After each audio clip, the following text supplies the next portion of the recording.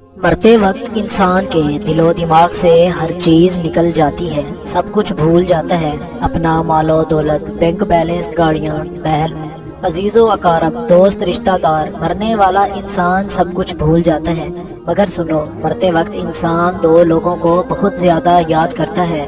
دو لوگ ہرگز نہیں بھولتے، دو لوگوں کو بہت زیادہ یاد کرتا ہے، ان کو سامنے بٹھا کے چیخنے کی کوشش کرتا ہے، ان کے غم میں، ان کی ارمان میں رونے کی کوشش کرتا ہے، مگر رو بھی نہیں پاتا۔ حضرت مولانا جلال الدین رومی رحمۃ اللہ علیہ فرماتے ہیں، آپ فرماتے ہیں، میرے محلے میں ایک شخص زندگی موت کی جنگ لڑ رہا تھا، مرنے والا تھا، موت کے بالکل قریب تھا۔ لوگ میرے پاس آئے، حضرت ہمارا ایک شخص مرنے والا ہے، آپ آئیں، انہیں کلمہ پڑھنے کے لیے تلقین کریں، قرآن پڑھنے کی تلقین کریں۔ حضرت مولانا جلال الدین رومی رحمۃ اللہ علیہ فرماتے ہیں، آپ فرماتے ہیں، میں اس مرنے والے کے پاس پہنچ گیا، اس کے قریب بیٹھ گیا، آس پاس میں اس کے دوست، رشتہ دار، عزیز و اقارب بیٹھے ہوئے تھے، اس کے مرنے کا انتظار کر رہے تھے۔ اب اس مرنے والے کی آنکھیں چھت پر لگی ہوئی تھی، کچھ سوچ رہا تھا، اللہ نے اسے بولنے کی توفیق دی تو وہ رو کر کہنے لگا، میرے بچے کہاں ہیں؟ اللہ اکبر۔ اس کو نہ کمایا گیا مال یاد آیا، نہ دولت یاد آئی، نہ گاڑی یاد آئی، نہ بنگلہ، نہ بینک بیلنس، نہ عزیز و اقارب، دوست، رشتہ دار، یہاں تک کہ نہ تو اسے ماں یاد آئی، نہ تو اسے باپ یاد آیا، نہ بہن، نہ بھائی۔ کہتا ہے، میرے بچے کہاں ہیں؟ بچے دوڑ کر آئے، جی ابا حضور، ساتھ میں بیٹھ گئے۔ پھر کہتا ہے، میری بیوی کہاں ہے؟ بیوی دوڑ کر آئی، بیٹھ گئی۔ اب کہتا ہے، تمہیں دیکھ کے میرا دل رو رہا ہے، میری آنکھیں رو رہی ہیں، سوچ رہا ہوں کہ میرے مر جانے کے بعد میرے بچوں کو کیا بنے گا۔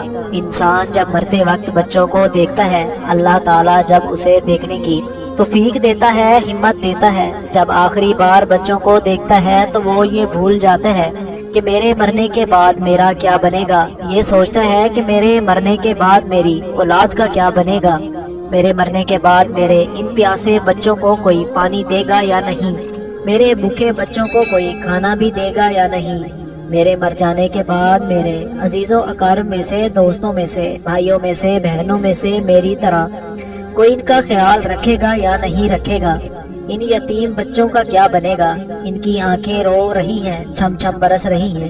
بیوی کو نصیحت کرنے لگا، میں تو دنیا چھوڑ کے جا رہا ہوں، مجھ پہ ایک احسان کیجیے گا، خدارا میرے ان بچوں کو قرآن مجید کی تعلیم ضرور دینا، ان کے منہ سے نکلا اللہ کا نام میری قبر کو روشن کر دے گا، ان کے منہ سے نکلا قرآن میری قبر کو نور کر دے گا، میری قبر کو روشن کر دے گا، میرے بچوں کے منہ سے نکلی گئی یاسین والقرآن الحکیم مجھے جہنم کی آگ سے دور کر دے گی، اللہ کے عذاب سے دور کر دے گی۔ خدارا میرے بچوں کو قرآن مجید ضرور پڑھانا، ان کو دین کی تعلیم ضرور دینا۔ میں ہاتھ جوڑ کے تمام بھائیوں کے آگے گزارش کرتا ہوں، آپ بھی اپنے بچوں کو قرآن مجید پڑھائیں، اپنے بچوں کو دین کی تعلیم دیں۔ تم نے وہ واقعہ نہیں سنا؟ حضرت سیدنا موسیٰ علیہ السلام کا ایک قبرستان سے گزر ہوا، آپ نے دیکھا قبرستان کی ایک قبر کے اندر مردے کو دردناک عذاب دیا جا رہا تھا، مردہ عذاب میں مبتلا تھا، اس کی قبر جہنم کے گڑھوں میں گڑھا بن چکی تھی، مردہ عذاب میں مبتلا تھا، چیخو پکار کر رہا تھا۔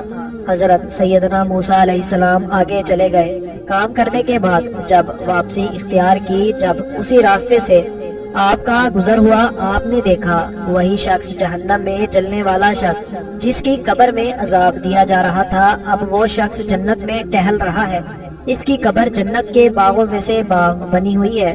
دونوں ہاتھ اٹھائے، عرض کی، میرے مالک، تھوڑی دیر پہلے میں یہاں سے گزرا تھا، یہی قبر جہنم کے گڑھوں میں سے گڑھا بنی ہوئی تھی، تھوڑی دیر کے بعد یہ جنت کے باغوں میں سے ایک باغ کیسے بن گئی؟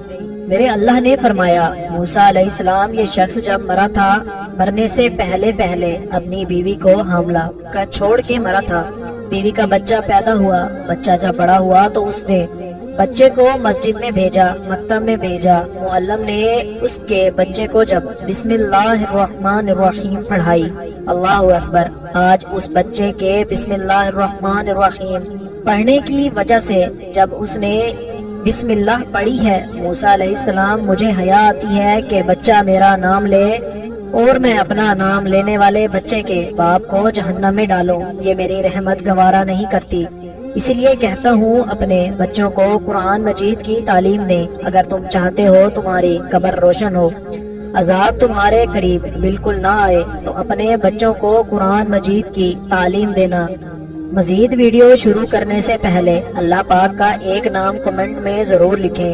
حضرت مولانا جلال الدین رومی رحمت اللہ علیہ فرماتے ہیں، وہ توبہ کرتا کرتا یہ کہتا کہ میرے بچوں کو قرآن کی تعلیم دینا، انہیں اچھا انسان بنانا، ایک دم اس کی زبان لڑکھڑانے لگی، ایک دم سے اس کے ہونٹ کانپنے لگے، اس کا بدن کانپنے لگا، موت کا فرشتہ روح نکالنے کے لیے آ گیا۔ فرماتے ہیں جب انسان کی روح نکلتی ہے تو اس کا منہ کھل جاتا ہے، جب انسان کی روح نکلتی ہے تو انسان کا منہ کھل جاتا ہے، دونوں ہونٹ ایک دوسرے سے جدا ہو جاتے ہیں۔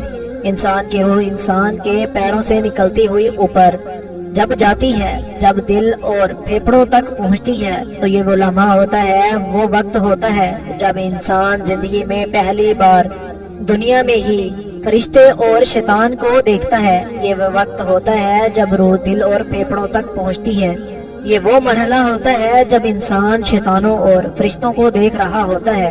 ایک طرف شیطان اس کے کان میں مشورے دیتا ہے، دوسری طرف اس کی زبان اس کے عمل کے مطابق الفاظ نکالنے لگتی ہے۔ اگر انسان نیک ہوتا ہے، نمازی ہوتا ہے، عبادت گزار ہوتا ہے، اگر اللہ کا نیک بندہ ہوتا ہے تو پھر اس کا دماغ اس کی زبان کو کلمہ پڑھنے کی تلقین کرتا ہے، اللہ اکبر، قرآن پڑھنے کی تلقین کرتا ہے، درود پڑھنے کی تلقین کرتا ہے۔ یہ تب ہوتا ہے اگر انسان نیک ہو۔